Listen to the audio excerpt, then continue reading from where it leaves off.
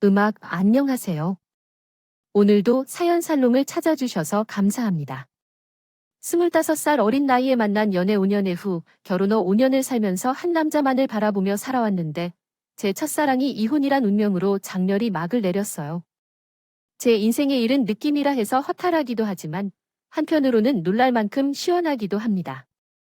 저희 엄마는 젊은 나이에 혼자 남으시고 양계장을 하며 우리를 키워가셨어요. 그런 엄마를 생각하며 서울에 있는 전문대를 다니는 동안 미친 듯이 알바를 하느라 연애할 시간도 없었죠. 그러다가 친구가 펑크한 약속을 메꿔달라며 대신 나간 소개팅에서 조지혁이라는 남자를 만나면서의 이야기예요. 안녕하세요. 수키 씨가 주선해준 것 같아요. 친구한테 밥 한 것 거하게 사야겠네요. 혹시 미스코리아 나간 적 있으세요? 아님 배우 생각 없이 나왔는데 이런 미인을 만나봐서 영광입니다. 그날 전 조치희 남자에게 퐁당 빠져버렸어요.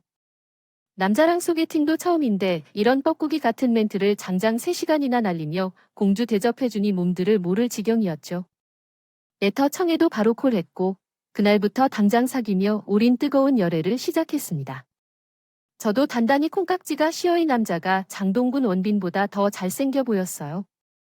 지금 생각하면 일부러 공통점을 박박 긁어 우리는 천생연인이라고 스스로 세뇌시키기도 했던 것 같아요. 이 남자는 법대를 휴학하고 사법고시를 준비 중이었고 제 친오빠도 법대 다니며 사법고시를 준비 중이었거든요.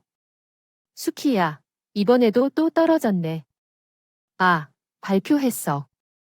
자기야, 너무 상심하지 마. 나 이제 사법을 포기하려고 대신 법무사 쪽으로 다시 준비해 보려고 해. 그래, 자기야.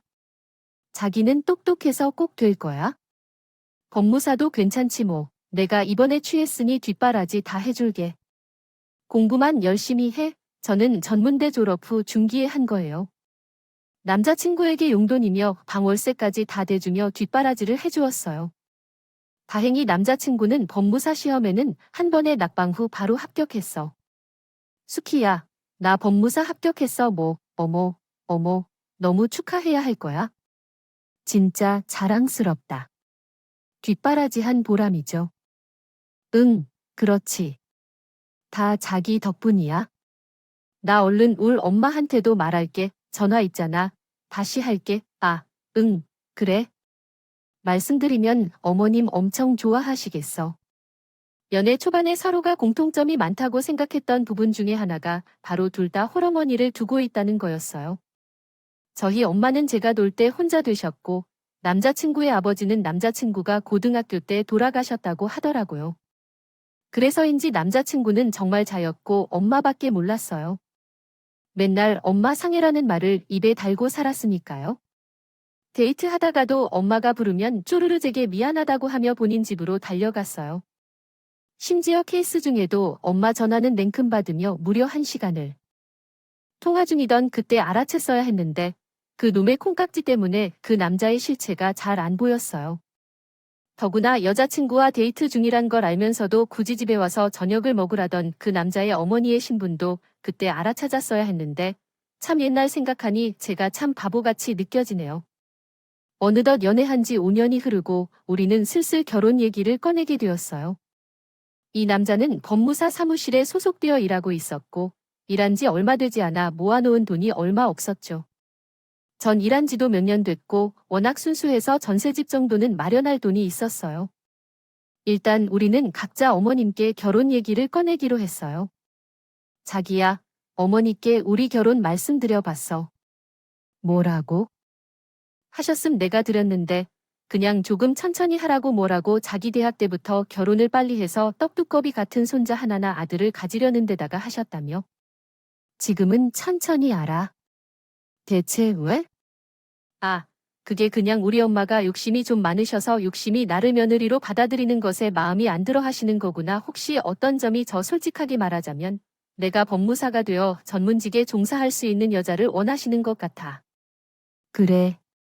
법무사 전문직이라 하지만 내가 자기 시험을 준비할 때 용돈을 주고 원하는 월세를 다 해주고 심지어 요리와 청소까지 다 해줬는데 이런 점에 대해 받으니 좀 기분이 안 좋네. 우리 엄마는 나 고등학교 때 교통사고로 아버지를 잃고 갑자기 혼자 되셔서 진짜 불쌍하신 분이에요. 우리 엄마에 대해서 너무 안 좋게 생각하지 마세요. 우리 엄마는 나가돌 때 가버려서 지금까지 양계장이를 고대하고 혼자 하고 계셔요. 자기는 어머님을 맨날 불쌍하다고 하는데 공무원이셨고 은퇴 후 연금도 따박따박 받으시며 쾌적하게 살고 계시는데 대체 맨날 뭐가 불쌍하다는 건지요? 아버지랑 워낙 사이좋게 함께 오래 살다가 갑자기 허라지셨으니 불쌍하죠. 게다가 내가 외동아들이잖아. 의지할 곳이라곤 나밖에 없다고. 그래서 어머님이 자기한테 많이 의지하시는 건 알고 있었어요. 우리 차 안에서 키스하다가도 어머님 전화하면 1시간씩 통화하고 있었나 봐. 불쌍한 우리 엄마. 안 좋게 얘기하면서 나 진짜 화나. 그나저나 수키, 어머님은 뭐라고 하셨어요? 우리 결혼, 우리 엄마는 내가 트름 전세금 정도는 마련했다고 하니 안심하시고 나만 좋다면 결혼해도 된다고 하셔서 우리에게 그나마 다행이네요. 우리 엄마는 내가 설득해 볼 테니 조금만 기다려 주세요. 설득만 되면 조만간 상견 결혼 날짜도 잡아볼 테니 우리 엄마는 꽉 막힌 사람이 아니라 우리 결혼 잘 될 거예요. 걱정 마세요. 수키야. 그래서 결혼해서 우리만 행복하게 잘 살면 되지 뭐. 어머님께서 오케이 하시면 알려줘요.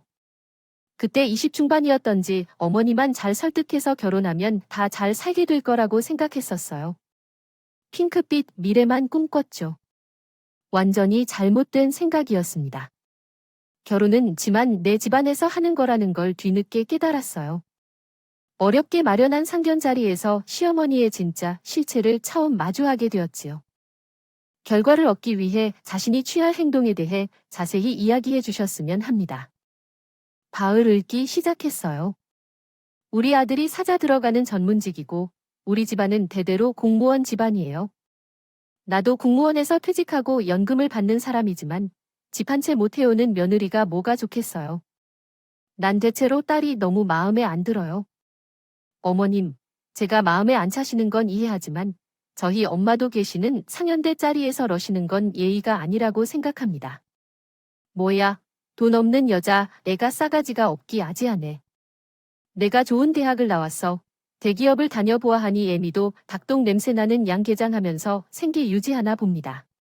아우, 격떨어져서 어디 이런 레스토랑에서 겸상하다. 엄마 스키, 어머님도 계신데 너무 흥분하지 말고 일단 고정하세요.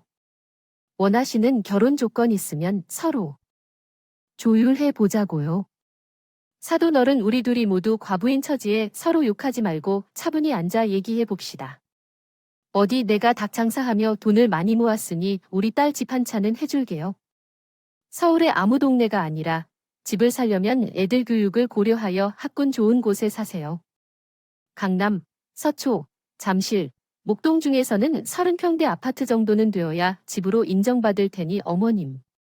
저희는 양가 부모님 도움을 안 받고 저희끼리 좁은 집에서 시작하고 싶습니다. 내가 그래야 어디 하층민 구렁텅이에서 벗어날 수 있겠니? 좋은 동네에서 살아야 치안이 좋고 학군도 좋지. 서울이 서울이지만 다 같은 서울인 줄 알아? 내가 말한 동네 평대 아파트 아니면 우리 아들 안 줄 줄 알아? 내가 얼마나 애주 중간에 키운 전문가 귀한지. 아들이지만 꽁으로 데려가려고 해 집은 준비되면 말하고 결혼식은 당연히 청담동 호텔에서 해야 한다. 거기 내 친구들이 많이 있는데 어머님 호텔은 시콜이며 비용이 엄청 비싸니까 지역 대학 웨딩홀에서 하려고 합니다. 뭐 이견이 말끔하다 반대하는데 내가 무슨 별 5개짜리 특급 호텔 결혼식을 원하지 않아. 난 양보할 수 없고 귀한 전문지 아들을 장가 보내는 거니까 결혼식 비용부터 신혼여행 비용까지 다 여자 쪽에서 부담해야 해. 알았지, 엄마? 저도 법무사 사무실 다니며 조금 벌어놓은 게 있으니 저도 반반씩 부담할 거예요. 아들아, 너가 결혼하면 혼자 남은 엄마를 위해 내가 모은 돈은 내추가 가야 돼. 아쉽지만 알겠어요. 제가 결혼할 때라도 단 몇 천이라도 드릴게요. 엄마, 너무 섭섭해하지 마세요. 아, 그래. 일단 내 이야기는 다 끝났으니 난 이만 일어나겠어. 아가씨랑 아가씨 엄마도 음식 어여 먹고 일어나세요. 이런데 어울리지도 않는 것 같으니. 참 어이가 없어서 제대로 데리고도 하지 못하고 있는데 시어머니는 쌩하니 혼자 나가 버리셨네요. 우리 엄마도 어지간히 당황하여 그냥 바람만 보고 계셨습니다. 그 와중에 남친은 자기 엄마 따라 쪼르르 나가 버리더군요.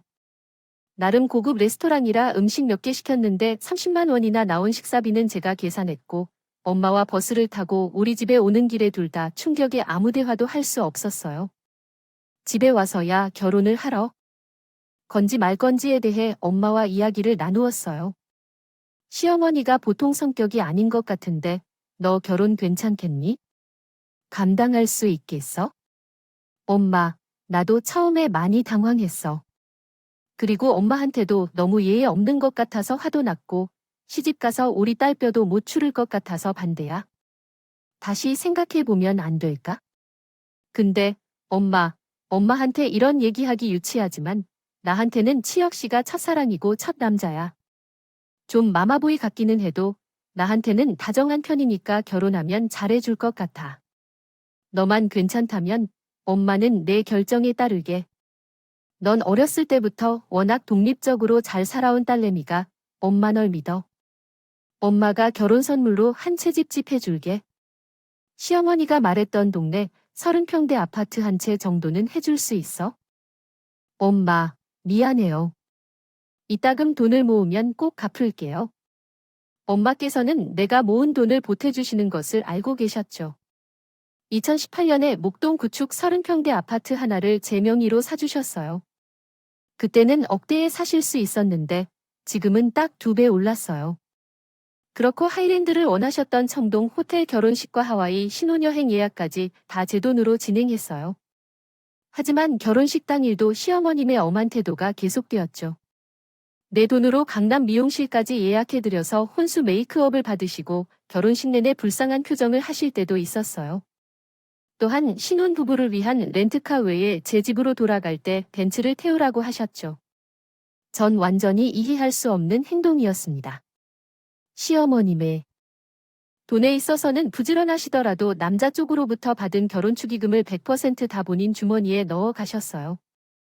더 황당한 것은 신랑 측의 식대를 신부 쪽에서 내게 하라고 한 것이었죠. 얼굴에 철판을 가득 막은 것 같아 어찌나 뻔뻔했는지. 혼인신고조차 안 했을 때 탈출해야 했는데 제가 바보같이 맹목적으로 행동했습니다. 행복해야 할 결혼식 당일과 하와이 5박 7도 포함한 신혼 여행 내내 우리는 이 문제로 싸웠어요. 자야 어머님께서 너무 하신 것 같아요. 비용 문제에 대해 선연의 자리에서 제게 부담을 다 지라고 하셨으니 이해할 수 있지만 결혼 축의금을 다 챙겨가시고 신랑 측의 식대도 지원해 주시려 하신가요? 아가요? 요즘 돈이 좀 필요하셨나요? 나에게 불쌍한 우리 엄마를 좀 이해해 주실 수는 없을까요? 수키야, 맨날 내가 불쌍하다고 하는데 진짜 처참하게 불쌍한 건 며느리 있나? 아니야, 집예회를 비롯한 결혼식, 그리고 신혼여행의 비용은 모두 법무사가 그토록 대단한 전문직으로 여겨지는 이유야. 수키, 너 남편이 날 너무 무시하는 거 아닌가? 당연히 그랬어야지. 법무사란 아무나 할 수 있는 직업이 아니란 걸 너도 알아? 그래. 내가 신혼여행 마치고 집에 돌아가면 즉시 공인중개사 자격증을 딸게. 그럼 나도 법무사가 되는 거겠지? 뭐, 그렇다고 해서 갑이라서 갑질을 하는 건 아니겠지. 그런 소리, 우리 엄마한테 갑질이라고 했다는 거야? 그런 것도 아니라면 뭘 한 거야? 갑질도 따져보자면 완전 남의 자리에 2시간 지각한 걸 우리 엄마가 보자마자 닭똥 냄새 난다고 했잖아. 그때 진짜 화가 나서 눈물 나는 거 참고 또? 그때 참았다고 내가 그 얘기하는 게 미안하다고 말했잖아. 너는 기억 손실증이야. 왜 자꾸 과거 얘기를 꺼내는 거야? 몇 달 전 얘기가 아니라 며칠 전 얘기를 꺼낼까? 어머님께 자기 축의라도 돌려달라고 요청해. 신랑 특식을 대도 자기가 내고 내가 무슨 호구야? 재벌이야. 그게 그리도 아깝더라. 아이고, 알았어. 짠순이야. 나는 법무사의 월급으로 다 다시 돌려줄 테니 불쌍한 우리 엄마에게 싫은 소리 절대 하지 말아라. 너 알았어? 그놈의 불쌍하다는 얘기 좀 그만해. 양계장을 가져야 하는 우리 엄마가 더 불쌍하다. 너랑은 화가 나지 않아. 그만하자. 결혼 생활 중에도 시어머니와 관련된 얘긴 끊었어요. 남편이 일하던 법무사 사무실 소속의 월급이 많지 않다는 건 알고 있었어요. 하지만 종종 남편이 얼마나 모았는지 물으면 항상 1,000만 원도 못 모은 상태였습니다. 하지만 남편이 유흥이나 사치를 즐기는 것은 아니라고 생각해서 어느 날 그를 앉혀놓고 대화를 시도해 보았습니다. 결혼한 지 3년이 지났는데도 1,000만 원도 못 모으는 이유가 무엇인지 해명해보라며 물었습니다. 내가 피를 떼고 술을 마신다거나 돈을 모으는 다른 목적이 무엇인지 물었습니다. 돈을 어느 곳에 사용했는지도 알아보고 싶었습니다. 우리는 애가 없어서 애에게 쓰는 돈이 아니라는데 말입니다. 얘기하자니 또 욕을 듣겠지만 엄마에게 용돈을 주는 것을 알았지만 한 달에 몇십만 원쯤 들어간다는 것을 알게 되었습니다. 아니요. 우리 어머니는 공무원 연금도 받으시는데 집도 한 채 있으시고 우리 엄마가 주식을 좀 하셔서 근데 수익률이 그렇게 좋진 않는 것 같아요. 주식을 많이 하시는데 그냥 취미로 몇십만 원 정도가 아닌 대체 얼마를 주시며 투자하시는 건가요? 당신은 얼마를 용돈으로 드리는 거고 나한테 자세히 다 말씀해 주세요. 저는 350 벌어서 250을 엄마에게 매달 주고 있어요. 저는 백수고 예전에 공무원이었던데 연금이 많지 않아서 한 달에 몇백씩 주식에 투자하신다는 건가요?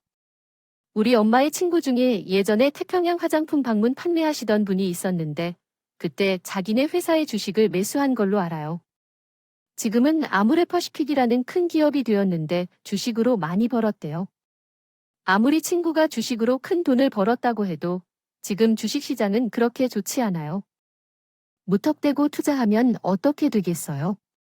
주식은 몇 분 내에 몇천 원이나 변하는데요. 자기가 어머님께 잘 말씀해야 해요. 우리 울엄마의 유일한 취미를 막으려 해? 스키도 돈을 벌고 아직 아기가 없는데 내가 울엄마한테 용돈을 좀 드리는 것이 어떨까 걱정스럽다 솔직히. 자기가 생활비를 아예 주지 않고 있는 것을 생각하면 내가 중급이라도 얼마 안 되는데 250만 원씩을 주는 것은 너무하다고 생각해. 또 아예 키울 돈까지 준비해 놓아야 한다고. 그러지 않으면 언제 악기가 생기면 나는 휴직하고 돈을 벌 수 없어 그 애는 언제 태어날지 매달 배라를 맞추는 것은 헛수고라고 생각해 애도 안 생기면 그것이 여자만의 잘못이라고 생각해 나도 난 병원 다니면서 노력하고 있다고 어쩌면 울엄마에게 애 낳기까지는 계속해서 도울 거니까 더는 이야? 와간단할 하지마. 그럼 생활비 반은 자기도 부담해야 고을 공과금이면 뭐며 나한테만 다 내려고 하지 말고 아우 결혼 전에 돈돈거릴 때부터 알아봤어야 했는데 시험 공부하던 백수 시절에 돈 대주면 뒷바라지 한 것임. 누군가지 지금 옛날 얘기 꺼내며 생색내는 거야? 그 돈 언젠가 다 갚을 테니 이제 그만 좀 하시지. 그 전에 생활비나 반씩 줘. 아예 공동 통장을 만들자고 법대로 정확하게 일처리하는 법무사님이 이런 건 맨날 어물쩍 넘어가려 해. 너 지금 비꾸는 거야. 좋아 더러워서 생활비 낸다. 당신이 어머님 주식 미천 250대 드리는 거 그거 효도 아니야? 제발 정신 좀 차려. 이 마마보이야 뭐야? 마마보이. 불쌍한 우리 엄마 주식 창만 바라보는 낙으로 사시는데 그 정도 돈도 못 들여? 하나뿐인 아들이 왜 밑빠진 독에 물기를 하려 해? 당신이나 어머님께 현실을 직시해 주셨으면 좋겠습니다. 저한테 욕하는 건 참지만 우리 엄마한테 욕하는 건 참을 수가 없어요. 주식 투자를 위해 한 달에 몇백씩 꼬아놓는 시어머니나 돈을 다 대주는 남편이나 돈 아까운 건 둘째치고 제 눈에는 둘 다 그렇게 보였어요. 거의 40년간 공무원으로 생활하신 분이 많은지 법대를 나온 사람이 많은지 의심이 들 정도였으니 말이죠. 시어머니 얘기만 나오면 그냥 방어해주는 바쁜 슈퍼효자 아들이 남편과 싸우기 싫어졌습니다. 그 후로 주식 얘기나 시어머니 얘긴 잘 안 했습니다. 그때쯤부터 노력해도 임신이 잘 안 되는 것 같아서 엄청난 스트레스가 시작되었거나 난임 병원을 다니면서도 임신이 잘 안 되는 이유가 무엇인지 생각해보게 되었습니다. 중에서 시어머니의 지분도 상당했어요. 시어머니는 일주일에 두세 번씩 꼭 저와 남편을 부르곤 했어요. 시댁은 노원에 우리는 목동에 사는데 차로 45분 거리지만 막히면 거의 2시간도 걸렸어요. 연금을 받으시면서 아무 일도 안 하시고 혼자 계시면서 청소나 음식할 시간도 많으실 텐데 꼭 집 청소와 화장실 청소, 음식 등을 떠맡겨 두시라고 제가 파출부럼 땀을 쏟으며 시댁 집안 일을 할 때 남편은 시어머니와 소파에 앉아 TV를 보며 흥분하고 있었어요. 또 절 시대에 그 부를 때 꼭 빠지지 않던 요청은 친정엄마네 양계장으로부터 닭 주문을 해서 신선한 닭을 받아오라는 것이었어요. 견해 처음 만날 때는 닭똥 냄새가 나서 무시했던 사람이 닭은 어찌나 많이 요구했어요. 한 번 갈 때마다 새마해제 이상이 닭을 요구하더라고요. 한 동네에서 이모님들과 같이 한다면서요. 한 달에 번 이상에게 갔으니 한 30마리, 10은 갖다 바쳤어요. 그렇게 다닌 매니저분이 양계장 딸인 저를 왜 반대했는지 참 아이러니합니다. 어쨌든 그렇게 새바지로 일하고 집에 돌아온 날이면 언제나 아랫배가 아파왔어요. 직장 다니거나 주말에 나뉜 병원 다니거나 배란일에 맞춰 아이를 가질 노력도 해야 하고 너무 피곤해서 가리나 코피가 날 정도로 어지러워졌어요. 분명 자연 임신은 안 되겠다 싶어서 인공수정이나 시험관 시술로 넘어가 보자고 남편을 설득했어요. 그냥 자연 임신이나 좀 더 시도해 볼까요? 인공수정이나 시험관 시술이 필요하면 산부인과에 가서 검사를 받고 정자를 추출해야 하는 거 아니야? 하기 싫어 뭐, 단순히 하기 싫다고 안 해도 되는 거야? 자기도 아이 둘을 낳고 단란한 가정을 만들고 싶다며 그렇긴 하지만 자기도 살밖에 못 됐고 나는 30 중반이고 한 3에서 4년 더 즐기다가 그때 가서 인공수정이나 시험관 시술이니 해보지 뭐. 아니, 자기가 이렇게 무책임한 남자여서 결혼한 지 4년이나 됐는데 임신이 안 되는 거면 적극적으로 방법을 찾을 생각을 해야지. 당신이 무슨 애야 하기 싫은 건 안 하는 거야.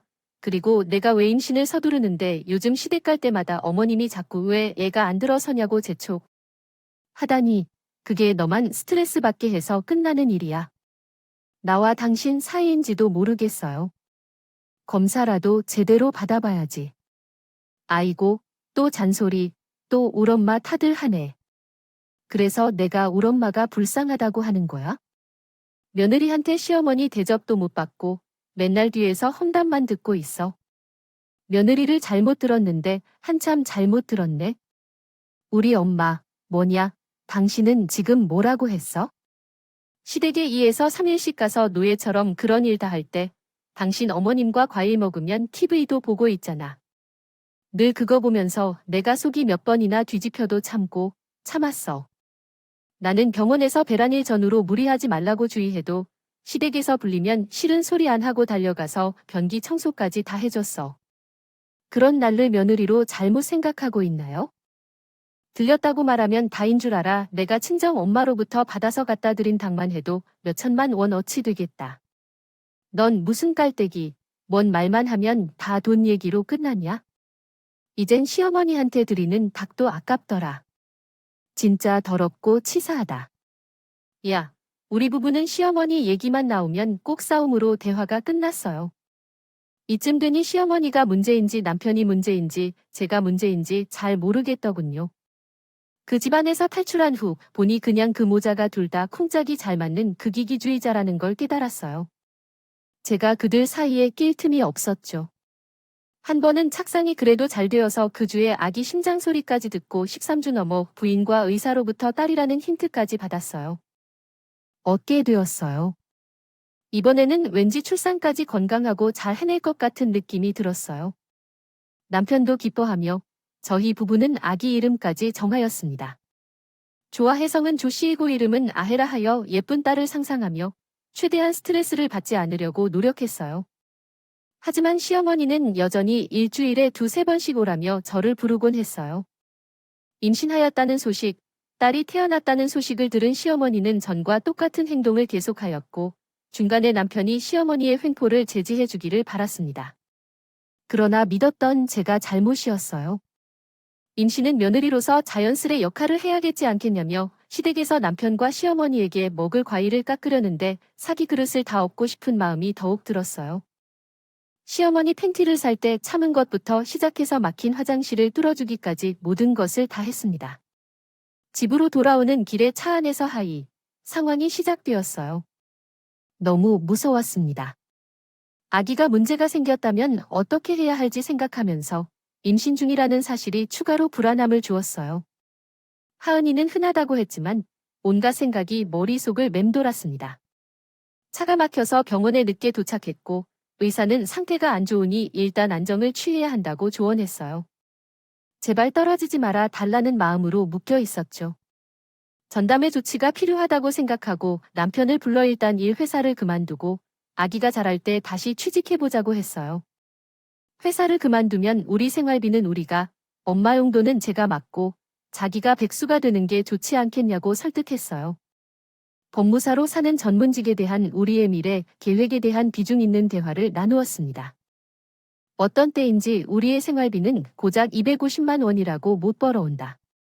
그럴 때 나에게 생활비 전액을 내라고 하는 게 우리 엄마의 의도인 거지. 우리 엄마는 용돈을 들리느라 그렇게 할 수 없어. 당신이 양계장에서 일해서 돈을 벌어왔지만 한 번이라도 용돈을 주어 본 적이 있어. 생일이나 명절, 어버이날 같은 날 내가 지금까지 본 돈으로 점심을 챙겨왔어. 당신 엄마만이 친엄마이고 내 엄마는 가짜 엄마가 아니야. 진짜로 너무하다. 당신의 돈으로라도 장모님을 심란하지 않도록 챙겨주라고 항상 말했다. 누구의 돈인지가 중요한 게 아니야. 액수가 중요한 게 아니고 한 번쯤은 잘하는 덕목이라고 했잖아. 당신은 한 달에 250만 원으로 1년에 3천만 원을 이렇게 낭비하면 자다가도 놀랄걸 분명히 말했잖아. 울어말을 불쌍하게 하지 말라고. 주식 투자는 그냥 내버려 두라고. 그건 말이야. 불쌍한 엄마야. 내 가슴 속에 터져나오네. 어째서 나는 당신처럼 마음이 좋은 사람과 결혼했을까? 나와 같이 독립적인 여자가 마리아 남편과의 갈등이 문제였을까? 시댁에서 아닌처럼 일을 하고 올라온 것이 원인일까요? 그 다음 날 아이는 곧 유산되고 말았습니다. 저는 눈물과 콧물을 쏟아내며 정신적 충격에 휩싸여 있을 때 시어머니로부터 전화가 왔어요. 너 또 유산했대. 대체 내 자궁은 얼마나 미끄러워서 아기가 잘 붙지 못하고 맨날 미끄러지니 임신하고 유산하는 건 100% 여자 잘못인 거 알지? 이 정도면 과거가 의심스러운 거 아닌가? 어머님, 그게 무슨 말이에요? 지금 수술을 받아 어지러워서 정신없는데 그런 말씀은 왜 하시는 거예요? 제 과거가 어떤지와 관련이 있나요? 이게 어떻게 연관되나요? 처음부터 잘못된 것. 첫사랑이자 내 첫 남자인데 그렇게 아껴주는 아버님께 직접 물어보시라고요. 마취를 받고 수술을 한 후에 아이가 최정신이 아니라며 어디 시어머니에게 대들어 이렇게 알바를 열심히 했다고 하더라고요. 호프집 알바부터 어떤 직종이든 가리지 않고 했다던데 무슨 이상한 곳에서 일한 거 아닌가요? 거기서 여러 남자들과 노는 거 아니었나요? 어머님께 제가 시아버지 집에 가서 어머님 빤스 빨래부터 청소, 음식까지 다 하니까 조선시대 노예인 줄 아시나 봐요. 어머님은 핏줄이 끊긴 아이를 잃은 모친이라 그런 걸까요? 남자들이랑 놀았다고 생각하셨어요? 저도 제 친정에서 소중한 막내 딸이라고요. 함부로 말씀하시면 안 돼요. 왜 이러세요? 찔리는 말이라도 있는 거예요? 우리 소중한 아들을 천한 닭장이 딸에게 주는 게 아니었잖아요. 좀 길잡이 좀 해주세요. 더 교양 있는 집안에 시집 가야 했는데, 너, 이번 일로 아들을 힘들게 하지 말라고 해. 이전에 다니던 직장도 계속 다니고, 전화를 끊어라. 이런 상황에서 우울해하는 며느리에게 시어머니로서 할 말이 뭘까요? 지금 생각해서도 정말 이해가 안 되네요. 마치 소시오패스와 관련이 있는 것 같았어요. 전혀 공감 능력이 없는 시어머니를 믿고 싫었던 것 같아요. 더구나 항상 어머니 편만 드는 남편까지 있어서 더욱 싫어졌습니다. 유산 이후 남편과 부부관계를 가지는 것도 좀 꺼렸어요. 남편이 인공수정이나 시험권 나기에 협조를 원하지 않아서 우리의 임신 계획은 멀어졌어요. 벌써 결혼 5년 차에 들어섰고 그 해에는 동갑이신 양과 어머님들과 함께 했어요. 환갑이 있으셨군요. 자기야, 이번 7월 31일이 우리 엄마의 환갑이라는 걸 알고 있지? 어디서 갑자기 체하면 좋을지 일정을 정해봐야겠어. 울 오빠에게도 알려주려고 하는데 요즘은 누가 환갑잔치를 해야 할지 고민이야. 장모님께서도 함께하지 않으시길 원하시는 분이니까 우리끼리만 조용히 식사하고 마치는 게 더 좋겠다고 생각해. 잔치까지 할 필요는 없지만 근사한 레스토랑에서 우리와 자기, 울 오빠, 엄마가 모여 식사하는 건 어때? 사람이 많지 않아 비싼 레스토랑을 고르더라도 비용이 많이 들진 않을 거야?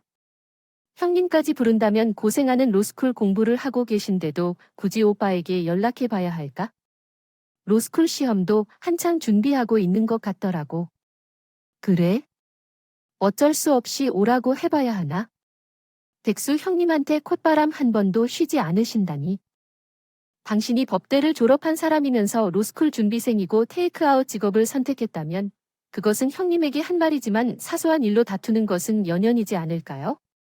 진짜로 사이가 불편하며 난 법무사로서 훌륭한 성과를 이루어내고 있는데 형님이 행운도 중요하다고 생각합니다. 형님이 백수이며 30대 중반에 결혼하지 못했다는 것도 애석하지만 정리가 됐으니 식사 예약은 제가 해놓을게요.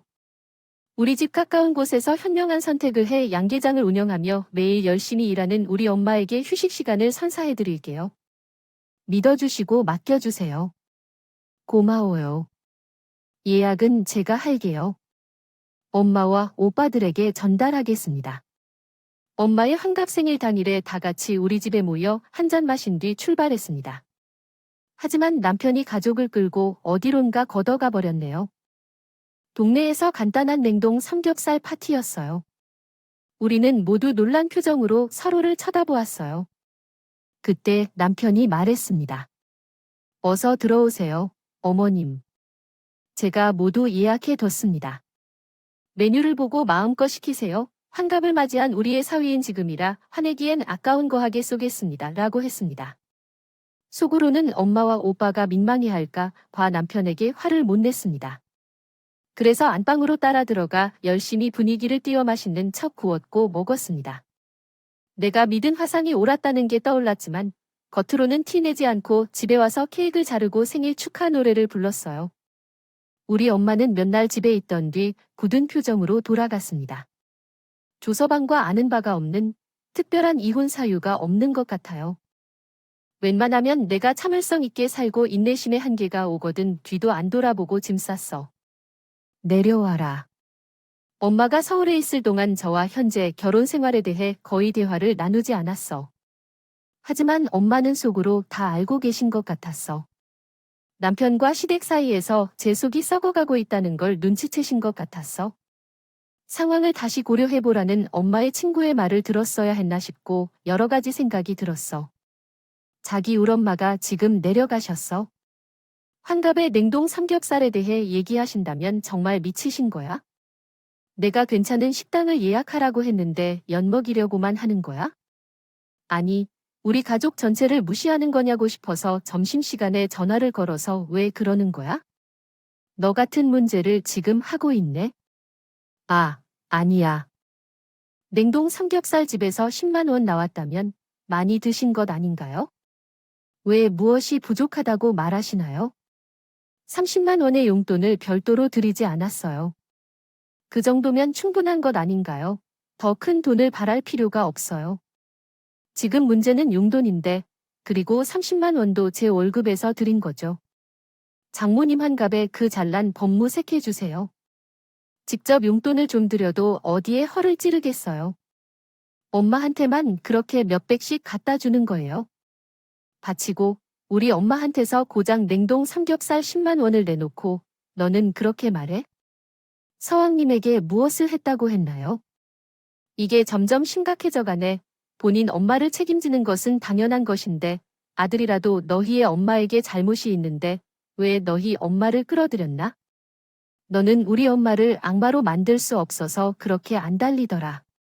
그렇게 싫다면 왜 내가 말도 안 되는 막노래기라도 쓴 채로 너랑 결혼했나요? 너희 엄마랑 결혼했어? 나도 내 눈을 찌르고 싶어. 아주 유산을 했는데도 회사를 그만두지 않은 건 다행이야. 정말 내가 주부였다는 걸 바퀴벌레 취급받는 건 얼마나 창피했을까? 계속 말하고 싶은데 정말 대단하다고. 법무사도 사자라며 휴달 뒤쯤 시어머니의 환갑이 다가왔어요. 남편은 시어머니와 같이 사는 이모들까지 다 불러 모으는 것 같았어요. 우리 엄마 환갑잔치가 촌스럽다며 사람 많이 부르지 말라고 하지 않나 싶었는데 자기 엄마 환갑잔치를 아주 분주하게 움직이더라고요. 나는 맞아 떨어지지 않아서 남편이 차를 타고 사전에 예약해 둔 식당에 갔습니다. 내비가 안내한 동네는 시어머니가 좋아하는 청담동이었고 남편을 따라간 식당은 고급 호텔 프렌치 레스토랑이었습니다. 이곳에 예약을 했어요. 음식이 맛있는 모델까지 총 6명이에요. 예약을 했더니 이 레스토랑은 인기가 많아서 자리를 얻는 게 정말 어렵다는 거야. 제일 좋은 창가 자리로 앉았어요. 마리아, 당신은 좀 너무하지 않아? 우리 엄마는 환갑 날씨 때는 동네 냉동 삼겹살집에 가고 자신은 프랑스 레스토랑에 가는 것이 기분이 좋아졌어. 초장부터 왜 이래? 이런 고급 레스토랑에 아무나 오면 안 돼. 우리 엄마가 오면 꼭 들여보내주지도 않을 거야. 왜냐하면 우리 엄마는 어디서 왔든 대접을 받아야 한다. 우리 엄마는 공직에 있던 풍채 있는 분이고 당신의 엄마는 양계장에서 다이어트 삼아 팔았던 장사꾼이야. 그 차이를 보니까 지금까지 우리 엄마를 하찮게 생각해왔구나. 그렇지만 우리 엄마는 우리에게 닭을 팔아서 번 돈으로 모든 걸 해주었어. 내 집을 팔아서 짐을 싸서 외부에 두려고 해요. 그래서 지금부터 우리의 결혼 생활도 끝낼 거예요. 집을 처분하는 것은 필요하지. 우리가 모아둔 돈은 많지 않아. 하지만 집을 갑자기 뺏겨버리면 어떡하지? 날씨도 추우니 지금 레스토랑에 들어가서 따뜻한 음식을 먹으며 천천히 다시 생각해봅시다. 수키야, 되었어. 양놈들의 음식이 목구멍으로 넘어가겠어? 넌 이제 내 남편이 아니야. 그냥 마아의 아들로 마아에 관한 소시오패스 아저씨로만 보일 거야. 너의 어머니와 이모들이 너를 챙겨주겠지. 서로를 아끼며 살아갈 거야. 그렇게 살면서 행복해 할 거야. 우리 10년간 함께한 것은 진짜로 잃어버린 10년이었어. 난 아직 31살이야. 밖에 다른 선택이 없었으니 버러지 같은 너와 깨끗하게 헤어지고 내 고향으로 내려가서 엄마와 함께 살면서 내 인생을 다시 시작할 거야. 나도 힘들어하는 우리 엄마를 돕고 사랑받으며 살면서 빈대 같은 너와는 사귈 필요가 없어. 이렇게 빌게 제발 신혼집을 바로 처분하는 건 정말 아니야. 집만이라도 다시 생각해 줄 순 없을까? 아니면 이혼 절차가 완료될 때까지만 나는 그 집에서 계속 살 수 있을까? 끝까지 밟고 있네. 너 같은 예의 없는 놈이랑은 함께 있고 싶지 않아. 왜 내 집에 너 같은 놈을 들여야 하지? 너도 닭똥 냄새 나는 나와 같이 있고 싶지 않잖아. 클래스가 높다고 고급 레스토랑에서 프랑스 요리라도 맛보세요. 바이바이. 아, 호텔 프랑스 레스토랑. 전 남편에게 한 일을 생각하면 아직도 통쾌해요. 택시를 타고 집에 바로 도착해서 남편의 짐을 모두 싸서 바깥으로 내놓았어요. 다음에는 엄마 집에 가서 자려고 했는데 아침에 트럭을 부르고 자기 짐을 가져갔어요. 문을 한 번도 열지 않고 그날 남편과 시어머니 얼굴을 본 후에는 끝냈습니다. 그분의 얼굴은 꿈에도 보고 싶지 않습니다. 이후 모든 대화는 변호사를 통해 진행하였고 현재 이혼 절차는 모두 완료되었어요. 마음이 시원합니다. 일단 목동의 집은 전세를 내주고 중소기업도 떠나고 엄마의 가게 일을 돕고 있습니다. 복잡했던 상황이 정리되면 다시 오를 것입니다. 공무원 시험에 도전하려고 해요. 아참, 제 친한 오빠가 로스쿨에 합격해서 우리 집은 요즘 축제를 합니다. 지금까지 제가 5살부터 20살까지의 이야기를 들려주셔서 감사해요. 몇 년 후에는 멋진 남편과 예쁜 아이가 생기리라 기대하며 오늘도 열심히 살아가야겠습니다. 건강하시고 행복하세요, 여러분. 사연에 대한 댓글의 응원과 현명한 조언을 부탁드려요. 좋아요와 구독은 저에게 큰 힘이 됩니다. 오늘도 좋은 일이 가득하시길 바라요.